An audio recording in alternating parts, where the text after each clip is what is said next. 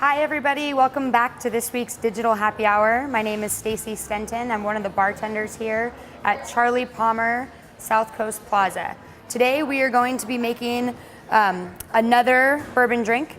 This recipe was actually created by Eric, who's one of our managers here at Charlie Palmer. And unfortunately, he's not here at this time, so I will be recreating it for you guys to see how it's made this week. We're gonna start with 1.5 ounces of the Maker's Mark. Just gonna add that right over ice in your pint glass. We're gonna do 1/2 ounce of Creme de Mure, which is a blackberry liqueur. It's sort of similar in flavor to probably the closest thing that's real common would be Chambord, only this is just straight blackberry as opposed to raspberry, and Chambord has all kinds of other flavors in there, vanilla and different things. 1/2 ounce of that. Cynar, once again, which is our Italian artichoke aperitif.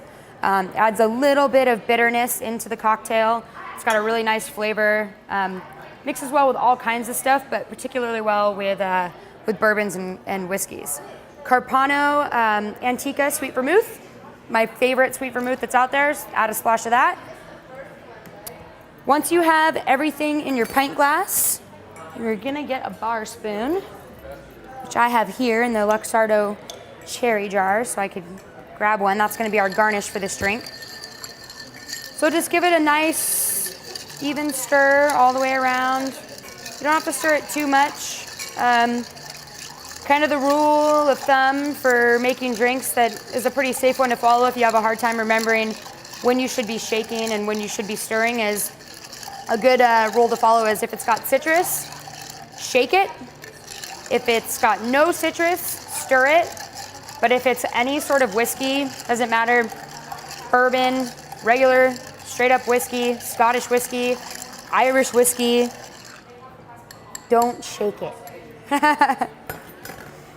I'm gonna use a julep strainer. Just put it right on top. You can let it kind of settle for a minute or two.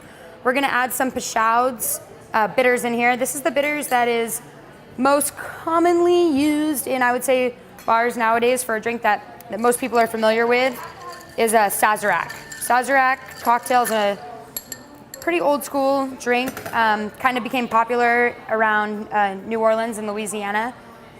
Sort of difficult to find bars that have Peychaud's, but any of your bars that you visit that you know have a good grasp on making cocktails the way that they should be made will always have Peychaud's bitters, and actually an array of all kinds of different bitters behind the bar other than just the standard.